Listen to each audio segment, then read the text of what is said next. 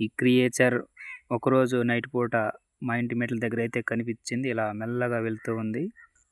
ఈ క్రియేచర్ వానపాములు తిని జీవిస్తుంది అంటారు. కానీ మన పర్యావరణానికి మంచిదా చెడ్డదా? వానపాములు మాత్రం మన పర్యావరణానికి సారవంతమైన భూమిని క్రియేట్ చేస్తాయి. ఒకరోజు ఉడత మా ఇంటి మీదకి ఒక ఉడత పిల్లని అయితే తీసుకొచ్చింది. అది ఇలా నన్ను చూసి ఇలా పైకి భయంతో పైకి పరుగులు పెట్టింది. పాము మా ఇంట్లోకి అయితే వచ్చేసింది. ఇక్కడ బస్తా సంచుల మధ్యలో దాక్కుంది. అది ఎంతసేపు ఏం చేసినా ఎంత బెదరగొట్టినా కూడా అది రాలేదు. అక్కడ దాక్కుని అలాగే ఉండిపోయింది.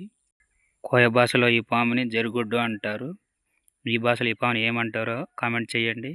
ఈ గిన్నెలో అయితే ఇది ఇరుక్కుపోయింది. చాలాసేపు భయపడి తీశాను. నైట్ పూట సరిగ్గా వీడియో కూడా తీయలేకపోయాను. తర్వాత అది మీకు ఏం పామో అర్థమైతే కామెంట్ అయితే చేయండి. అది ఏం పాము మీకు లాస్ట్లో అయితే మీకు ఇక్కడైతే కనిపిస్తుంది. ఈ పాము అక్కడ నైట్ పూట అయితే వచ్చేసింది. సబ్స్క్రైబ్ అయితే చేసుకోండి.